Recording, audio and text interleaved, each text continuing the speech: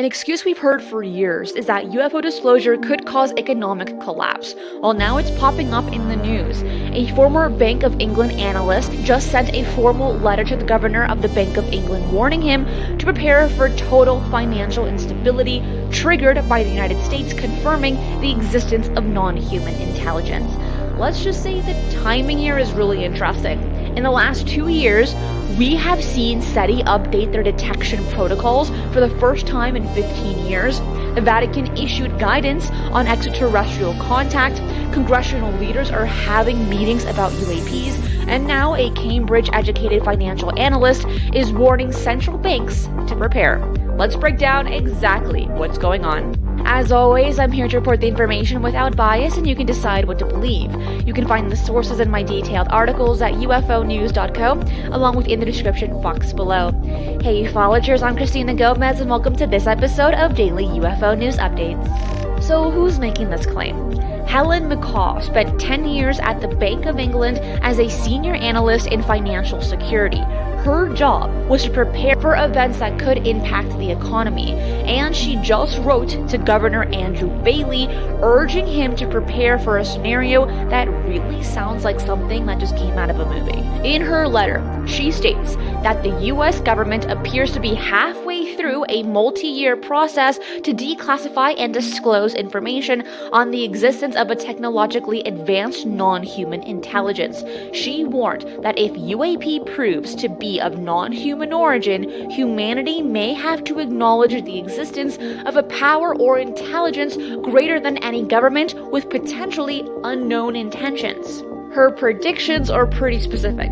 Extreme price fluctuations in financial markets, a collapse in confidence if people feel uncertain about how to price things, a rush for safe havens like gold and government bonds, or possibly a rush to Bitcoin if people lose trust in government-backed currencies entirely.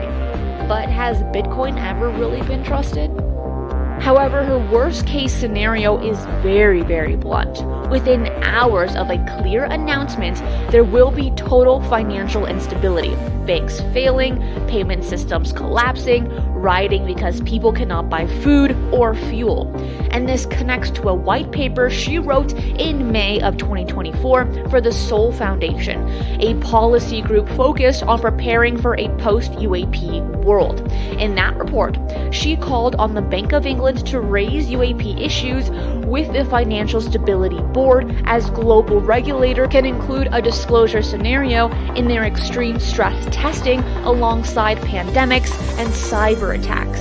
And she's not the only one preparing documentation. In that same month, May of 2024, the Vatican published guidelines covering supernatural occurrences and the possibility of contact with aliens.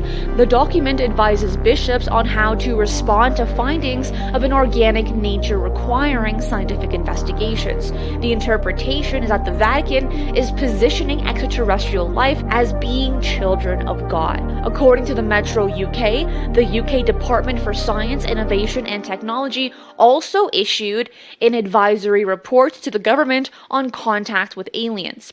It recommended increased funding for radio astronomy, expanded SETI programs, remember that one, and advanced signal processing for analyzing signals from space. So, we have financial institutions preparing, a religious institution preparing, and a government science department preparing. And then there's SETI.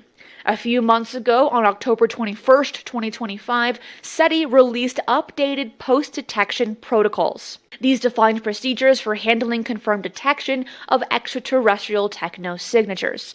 The previous version was published back in 2010. Before that was 1989, so this update comes after practically 15 years of silence.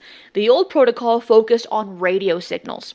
The new version covers techno-signatures broadly, artificial structures, industrial atmospheric signatures, engineered electromagnetic emissions, and other technological indicators. But this one is the interesting one. The updated protocol explicitly prohibits individuals from transmitting replies to ET without prior United Nations consultation. Reception and analysis are permitted. Transmission is not. Any detection requires immediate reporting